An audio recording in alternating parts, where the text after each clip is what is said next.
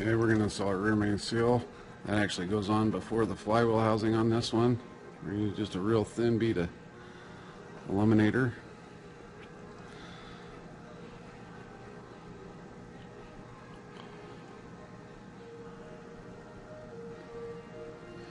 The seal's a little different. We'll take our housing here.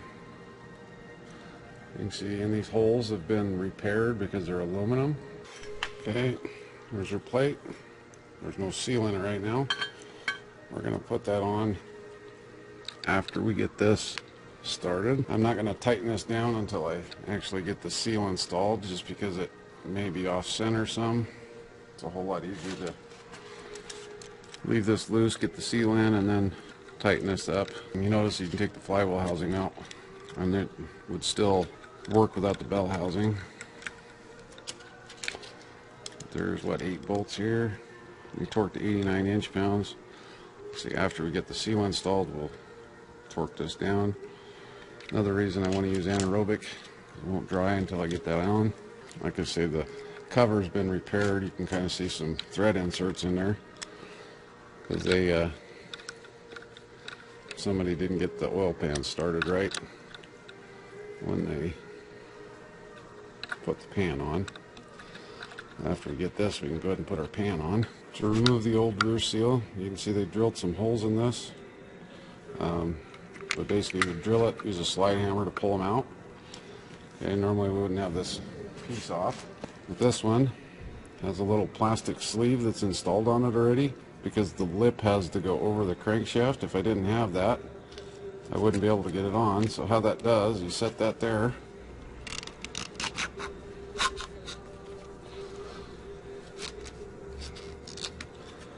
Pull our sleeve out, like so.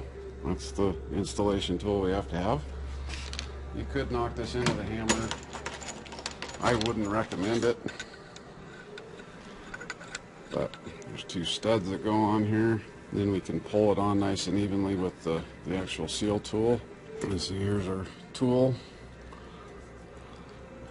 the rear sleeve installer. So you can't put it on with that plastic sleeve. You have to push it on first and then use this to push them on.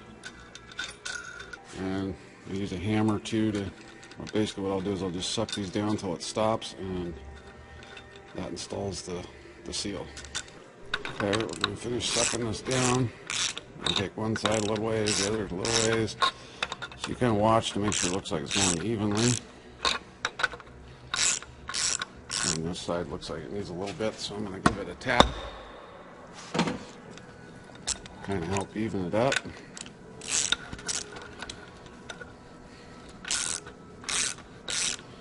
Kind of see the cover's moving a little bit.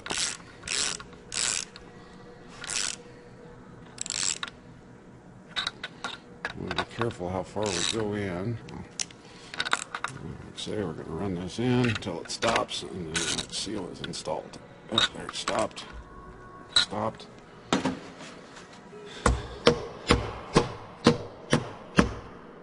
Just give it a couple of whacks to make sure.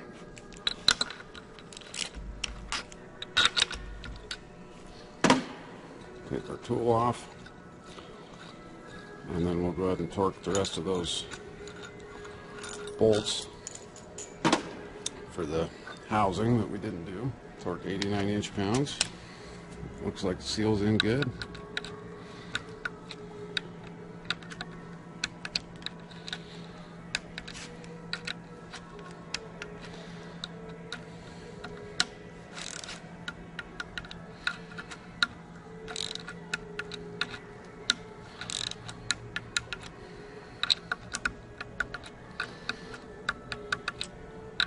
Go around, check them one more time, make sure I didn't miss any.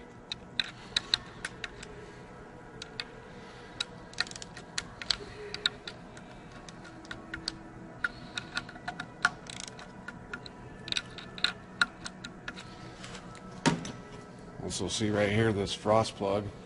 If you were changing camshaft bushings, you would have to knock that out to get your old and new bearings in. So you see that's what seals it. There's basically no seals on the flywheel housing now. Okay, we're going to go ahead and silicone our pan.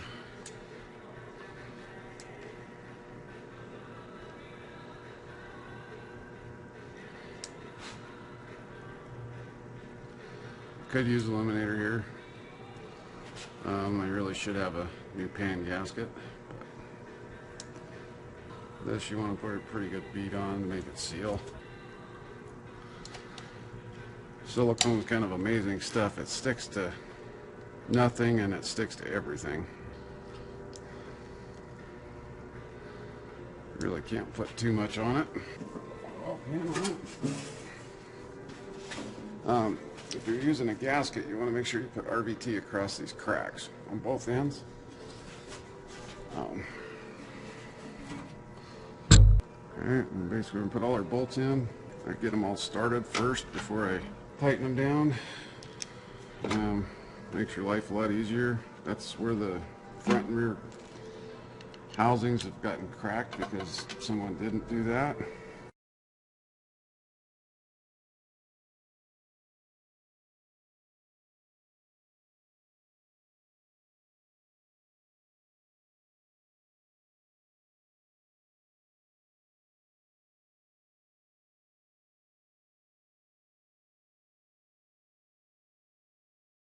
I had forgotten. There's a little plate that goes in on the corners to stiffen it. So that makes some of the bolts longer. So there's 16 bolts that are a little bit longer than the rest of them. I already took and put the other ones in. Put these down. Like I said, run them down by hand. I think this works really good with a, if you ratchet into a speed handle.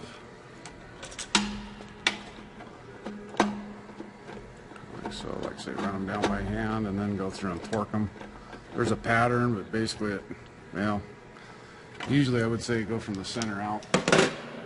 Torque pattern on this starts in the middle, somewhere around there.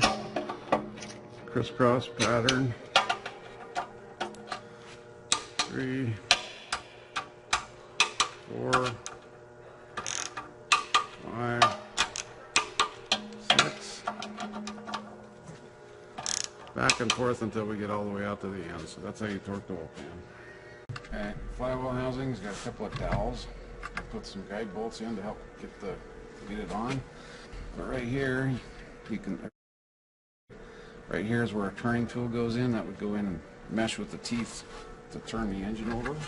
Had my guide bolts in the wrong spot. Okay, it is doweled to it.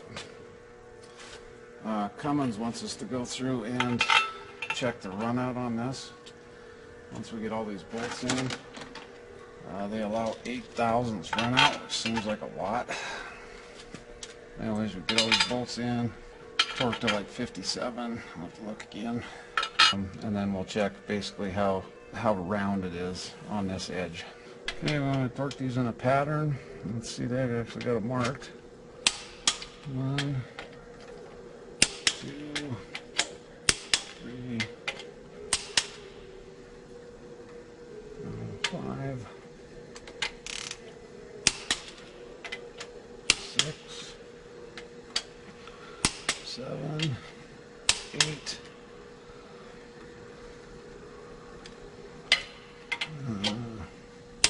Missing 9 somewhere. Not close enough at this point. Oh, probably the top 2 I missed.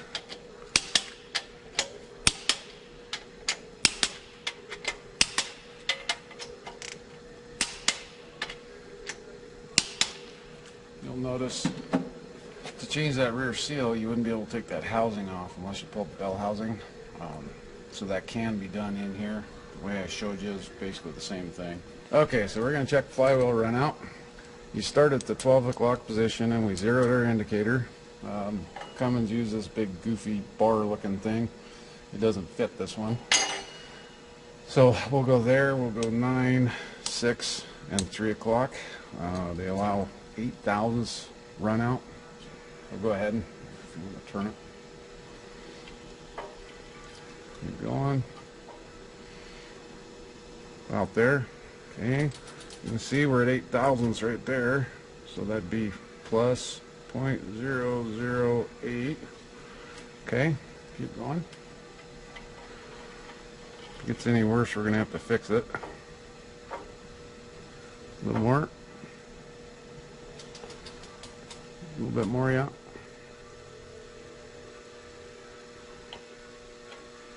That'll work. Okay, there we're at, let's see, about 6 thousandths. So 0.006 plus. Okay. Part of it could be the housing's not all that smooth here. And looks like we're at plus, that's good, 0.008. So we're within our 8 thousandths. I'm going to leave this one alone, but if I wanted to adjust it, I'd basically move this, loosen these bolts and move it up and down. May have to re-drill my dowels. Okay, we're going to install our flywheel and put some guide studs in here. Makes it a whole lot easier to get in. This thing's kind of heavy.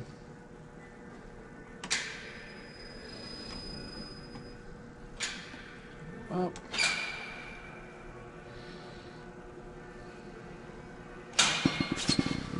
See if we can finagle it in there. Yeah, there we go.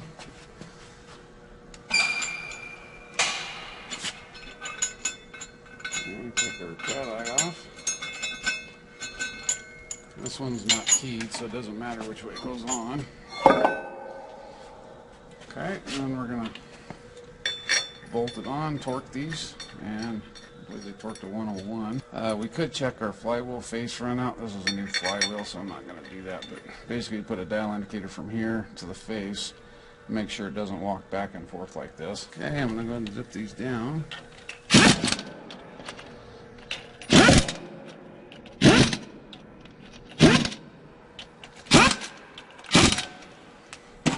It's a good idea to put some oil on them too, if they're completely dry. These have some leftover lube on them, so they're okay.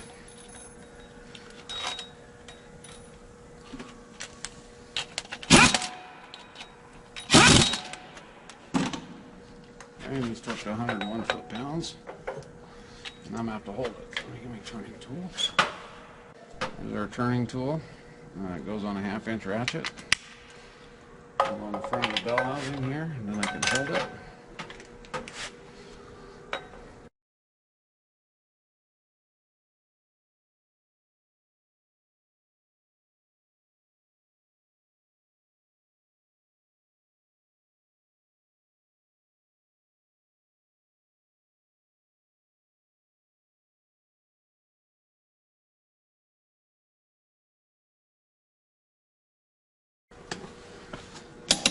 Let my ratchet go against the engine block so that it won't turn now. See my engine turning tool here. Basically goes in a hole here and engages with the splines for the ring gear and the flywheel. Turn it, bring it up on top of that center, wrap it up and turn it left. I'm just watching my piston since I don't have a camera